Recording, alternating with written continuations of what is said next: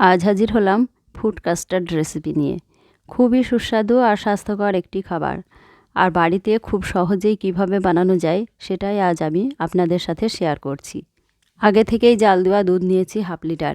এখন ইন্ডাকশানটা অন করে দিলাম আর দুধটা হাই হিটে নাড়াচাড়া করে জাল দিয়ে নেব। এখন দিয়ে দিচ্ছি 1/2 কাপ চিনি। চিনিটা আগেই দিয়ে দিলাম, এতে করে দুধের উপর সর জমবে না। মিডিয়াম হিটে দুধটা ফুটতে থাক, এই ফাঁকে কাস্টার্ড পাউডারটা গুলে নেব। তার জন্য অল্প একটু দুধ নিয়েছি, এর সাথে 2 চামচ কাস্টার্ড পাউডার মিশিয়ে নিচ্ছি। এই কাস্টার্ড পাউডার মেশানোর সময় দুধটা অবশ্যই হালকা গরম বা ঠান্ডা দুধ নেবেন। গরম দুধে কখনোই মেশাবেন না, গরম দুধে মেশালে দলা পাকিয়ে যেতে পারে। দুধটা মাঝে মাঝে নাড়িয়ে দিতে হবে। খুব ভালোভাবে ফুটে গেছে আর অনেকটা কমেও গেছে। আরও একটু নাড়াচাড়া করে কাস্টার্ড পাউডারটা দিয়ে দেব। দেওয়ার আগে হিটটা একদম লো করে দেব। হাই হিটে থাকলে প্যানে লেগে যাওয়ার সম্ভাবনা থেকে যায়। হিটটা একদম লো করে দিলাম আর অল্প অল্প করে গুলে রাখা কাস্টার্ড পাউডারটা দিয়ে দেব আর নেড়েচেড়ে দুধের সাথে মিশিয়ে নেব। কাস্টার্ড দেওয়ার সাথে সাথেই দুধটা ঘন হতে শুরু করে, তাই অনবরতই নাড়তে হবে।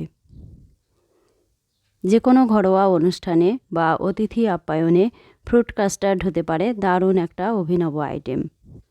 ঘরে থাকা কাস্টার্ড দিয়ে যে কোনো সময় ব্রেকফাস্ট বা লাঞ্চ করতে পারেন। আবার বিকালে বা সন্ধ্যাবেলা আসরও জমিয়ে দিতে পারে এই ফ্রুট কাস্টার্ড রেসিপি। নাড়ানোটা কিন্তু থামানো যাবে না। আর ফ্রিজে তো 2-3 দিন বানিয়ে রাখা যায়। বাচ্চারা তো এমনিতে ফল খেতে চায় না, কিন্তু এইভাবে ফ্রুট কাস্টার্ড বানিয়ে দিলে রোজ রোজ খেতে চাইবে। কাস্টার্ড ফুটে ফুটে অনেকটাই ঘন হয়ে এসছে। ঠান্ডা হলে আরও ঘন হয়ে যাবে। এখন ইন্ডাকশানটা অফ করে দেব আর প্যানটা নিচে নামিয়ে নেব। এখন ফ্যানের হাওয়ায় নেড়ে নেড়ে ঠান্ডা করে নেব। তবে আপনারা প্যানের নিচে একটু বরফ জল দিয়েও ঠান্ডা করে নিতে পারেন। তবুও নাড়াচাড়াটা করতে হবে, না হলে উপরে একটা স্তর পড়ে যাবে। কাস্টার্ড ঠান্ডা হয়ে গেছে, এখন একটা পাত্রে ঢেলে নিলাম। এদিকে আমি ফলগুলো ধুয়ে কেটে নিয়েছি।